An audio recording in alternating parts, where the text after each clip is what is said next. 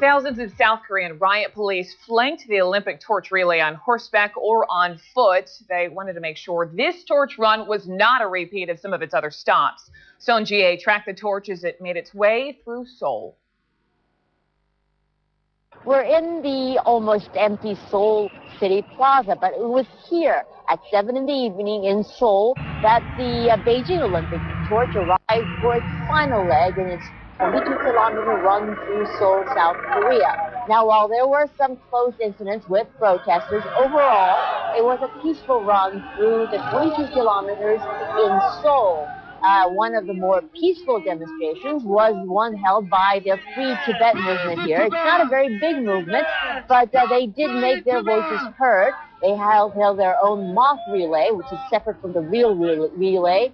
They handed out flowers. They called for peace in Tibet. And their torch was made of flowers, not flames. On the more aggressive side, there were the North Korean, pro-North Korean groups.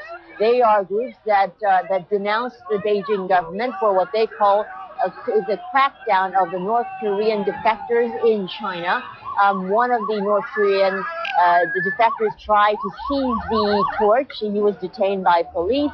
There was another North Korean defector who was supposedly trying to set himself on fire after dousing himself with oil. The police did manage to prevent that.